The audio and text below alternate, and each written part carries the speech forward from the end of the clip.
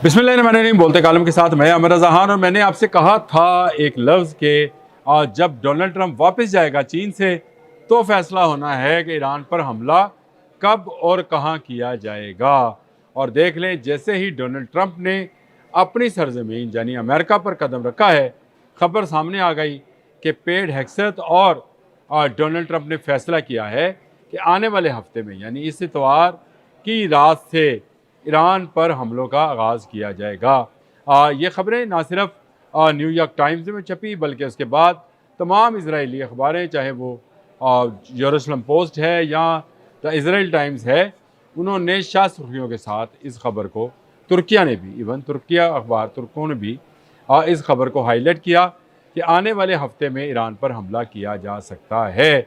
Donald Trump का आज का बयान भी बड़ा मैनी हेज़ है, जिसमें उन्होंने साफ लफ्ज़ों में कहा है कि पाकिस्तान जो है उसकी कहने पर हमने ये रिलीफ दिया था कि जंग बंद कर दी थी, यानी इस रिलीफ को वापस उठाया जाने लगा है और इसके लिए भरपूर तैयारी की जा रही है। मैंने आपसे कहा था यूएई मैदान होगा, इसराइल और अमेरिका पीछे रहेंगे, असला इनका इस्तेमाल होगा, पैसा यूएई का इस्तेमाल होगा, हदफ जो है वो ईरान को बनाया जाएगा। और अब इस ईरान को हदफ बनाने के लिए बाकायदा बता भी दिया गया कि आने वाला हफ्ता जो कि परसों से यानी मंडे से शुरू होगा, कल रात 12 बजे के बाद से इम्कान है कि अमेरिका अपने तमाम जो अहदाफ वो सेट कर चुका है और ज़्यादातर वो अहदाफ हैं जो कि पावर जनरेशन के हवाले से हैं, न्यूक्लियर अहदाफ हैं, उनको निशाना बनाएगा। तेल की तनसीबात है उनको निशाना बनाया जाएगा और ये निशाना बनाने का मकसद ये होगा कि ईरान को झुका लिया जाए। ईरान अभी तक नहीं झुका है। ये गारंटी ली गई चीन से। अगर आपने बयानात देखे हैं कि डोनाल्ड ट्रंप ने कहा कि चीन ने वादा किया है कि वो ईरान को असला फराहम नहीं करेगा, यानी उससे ये गारंटी ली गई। कहा गया कि चीनी सदर ने यह कहा कि अगर ईरान के मसले पर हमारी किसी मदद की ज़रूरत है तो हम मदद के लिए तैयार हैं। हालांकि चीनी सदर ने यह कहा होगा कि अगर ईरान मामले में तस्वीर के लिए कोई मदद की ज़रूरत है तो हम हैं, लेकिन तस्वीर का लफ्ज़ जो है उसको हज़्फ़ कर दिया गया, निकाल दिया गया और इसको एक दूसरी किस्म की मदद के हवाले से अखबारात की शाह सुर्खियाँ बनाया गया। ईरान पर हमला होना ही होना है। मुत्तहिदा अरब अमारात में बनाई जाने वाली नई एयर स्ट्रिप्स इसकी गवाह हैं। कमांड एंड कंट्रोल IDF का यानी इसराइली डिफेंस फोर्सेस का, वो भी इस बात का गवाह है। और वहाँ पर मौजूद आयरन डूम और लेज़र गन्स जो कि शायद 136 के ख़िलाफ़ कारामद हैं, इनको लगाने का मकसद भी यही है ताकि ईरान पर जब हमला किया जाए तो पलट कर जब ईरान जवाब दे तो उन मिसाइल्स को और उन ड्रोन्स को रोक लिया जाए। ये खाम ख्याली है इनकी कि शायद वो रोक लेंगे। ये मैं आपको बात बता दूं, अगर आयरन डूम इतना ही कारगर होता तो कतर की अल अदीद एयरबेस पर भी आयरन डूम काम कर रहा था, कुछ नहीं बचा वहाँ पर। बहरीन के फ़ौजी अड्डों पर भी आयरन डूम काम कर रहा था, कुछ नहीं बचा वहाँ पर। आयरन डूम तो पूरे इसराइल के लिए काम कर रहा था, लेकिन तिल अबब से दमूना तक कोई एक शहर कस्बा इलाका जो है नहीं बच पाया था। और अब के तो ईरान ने फैसला भी कर लिया है कि वो ज़्यादा ख़तरनाक हथियारों के साथ हमला करेगा, यानी पहले से ज़्यादा तेज़ और पहले से ज़्यादा ख़तरनाक मिसाइल्स जिनको अभी तक उसने इस्तेमाल नहीं किया है इस्तेमाल करेगा। खुद CNN की रिपोर्ट है कि तकरीबन 60 से 70% उसके मिसाइल जो हैं महफूज हैं।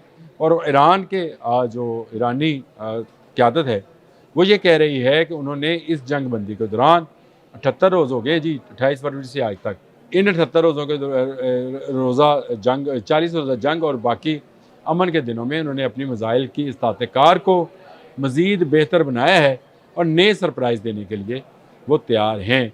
जंग ख़त्म नहीं हुई है, जंग का रुख तब्दील किया गया सिर्फ इसलिए कि चीन का दौरा करना था, तजारती मुआहदे करने थे और चीन से गारंटी लेनी थी कि वो ईरान की मदद को नहीं आएगा। चीन को गारंटी चाहिए कि उसका ईरान से आने वाला तेल जो है उसको रोका ना जाए, और अगर इसको रोका गया तो वो भी पलट कर जवाब देगा।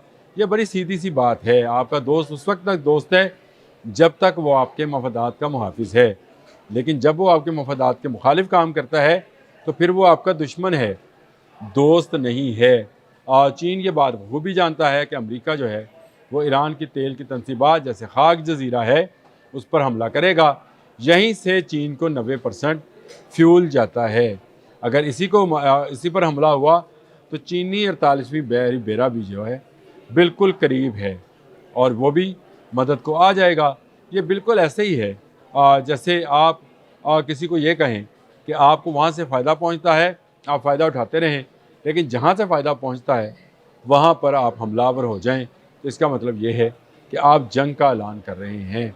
चीन अमेरिका की जो यारी हमें इस वक्त नज़र आती है उसकी बड़ी वजह यह थी कि अमेरिका जो है बुरी तरह एक मुआशी क्राइसिस की तरफ बढ़ रहा है और उसको ज़रूरत थी कि चीन उसके साथ तजारत करे ताकि वो इस मुआशी जो है क्राइसिस से बाहर निकले। 200 जो जहाज़ बेचने की बात डोनाल्ड ट्रंप ने की है, पता नहीं कब बिकेंगे। उन्होंने कहा कि 200 जहाज़ जो हैं मुसाफिर त्यारे हमने बेचने हैं चीन को और हमारे यहाँ नया रोज़गार जो है पैदा होगा। तो क्या ये बोइंग जो हैं 200 बोइंग जो हैं चीन ने ख़रीद लिए हैं? बात ज़रूर हुई होगी, MOU भी साइन हुआ होगा, लेकिन अगर जैसे ही हालात ख़राब होंगे मुआहिदा कैंसिल कर दिया जाएगा, फिर आपको रोज़गार कौन देगा? तो ये सारी बातें बताती हैं कि अमेरिका इस वक्त एक मुआशी बदहाली का शिकार है। उसको एक क्राइसिस अपने मिसाइल्स का है कि उसके मिसाइल तेज़ी से कम हुए। 40-16 जंग में ही उसके बहुत ज़्यादा इंटरसेप्टर्स और मिसाइल्स इस्तेमाल हो गए। ईरान टस से मस नहीं हुआ था। अब वो दोबारा ईरान पर हमला करने की बात कर रहा है ताकि ईरान जो है उन शराइत पर जो कि न्यूक्लियर प्रोग्राम रोल बैक करने की शराइत हैं उसको तस्लीम कर ले। अगर इसको तस्लीम कर लेगा तो उसके बाद जो है ईरान का कोई पुरसाने हाल नहीं होगा, क्योंकि जब चाहेगा इजराइल या मुत्तहिदा अरब अमारात या उनके हवारी जो हैं मिलकर इस पर हमला करेंगे और जैसे चाहेंगे ईरान को वैसा अपने हक में मोल्ड कर लेंगे। इससे पहले कुवैत, बहरीन, अबू धाबी ये आपके सामने हैं सारे। ये अब वही काम करते हैं, कठपुतलियाँ हैं जो उनको इजराइल कहता है। ईरान एक बाद मुल्क है जो इनके इस सामरियत को, इस यहूदियत को जो है ललकारता है और मौजूदा वक्त का सामने जो है वो चाहता ये है कि ईरान भी झुक जाए। डोनाल्ड ट्रंप गो हारे हुए हैं, ईरान के हाथों शिकस्त खाए हुए हैं, लेकिन इसके बावजूद हाथ पांव मार सकते हैं और ज़्यादा बड़ा हमला ईरान पर कर सकते हैं। ईरानी इसके लिए तैयार हैं। स्टोरीज़ जो हैं वो सामने आ गई हैं कि अगले हफ्ते में ईरान पर एक बड़ा हमला प्लान किया जा रहा है। पेट हेक्सेथ और डोनाल्ड ट्रंप इसकी प्लानिंग मुकम्मल कर चुके हैं। अखबार की खबर है कि वार्न किया है कि ईरान पर अगले हफ्ते में हमला किया जा सकता है। अगर वाकई चीन से ये गारंटी लेकर आए हैं कि चीन इन मामलात में मुदाखलत नहीं करेगा तो हमला हो जाएगा। ये भी ध्यान में रखिए, ईरान ने इस बुरी तरह मारा है कि सारी साख और सारा नंबर 1 होने की पोजीशन जो है अमेरिका खो चुका है। इसको दोबारा हासिल करने का एक तरीका ये भी है कि ईरान इनकी शराइत मान ले और एटमी प्रोग्राम रोल बैक करने की तरफ चला जाए। न्यूक्लियर साइट्स जो हैं उनको बंद कर दिया जाए। अफजुर्दा यूरेनियम जो है वो रूस या चीन के हवाले कर दिया जाए, जिस मुल्क को भी दरकार हो, और अगले 20 सालों के लिए एटमी वॉर हेड ना बनाने की गारंटी साइन कर दी जाए, जो कि डोनाल्ड ट्रंप बार बार अपनी तकरीरों में कह रहे हैं। जब से वापस आए हैं आकर उन्होंने जो पहला बयान दिया है वो भी इसी नवीयत का है कि जैसे वो ईरान पर हमला करने की तैयारी कर रहे हैं। कल या परसों में वार रूम के अंदर वाशिंगटन में वाइट हाउस के अंदर जो वार रूम है उसमें एक बड़ी मीटिंग होने जा रही है, जिसमें यह फैसला किया जाएगा कि आने वाले दिनों में ईरान पर किस नवीयत का और किस किस्म का हमला जो है वो किया जाएगा। क्या मिसाइल हमले किए जाएंगे, एयर स्ट्राइक्स की जाएंगी, मुत्तहिदा अरब अमारात से जो है वो हमले का आगाज़ किया जाएगा, या वहीं से जहाँ से ये सिलसिला टूटा था यानी इसराइल से इन हमलों का आगाज़ किया जाएगा। ये फ़ैसला कल या परसों में जैसे ही वार रूम का इजलास होगा मैं आप तक आने वाली तमाम मालूमात जो हैं, जो मालूमात हैं वो ज़रूर पहुँचाऊँगा और आपको बताऊँगा कि हमला जो है किस नवीयत का होगा। मेरे साथ बने रहिए। आप साथ कमेंट बॉक्स में कमेंट ज़रूर किया कीजिए, और अगर मैं किसी जगह पर गलत हूँ तो मेरी रहनुमाई भी फरमाया कीजिए।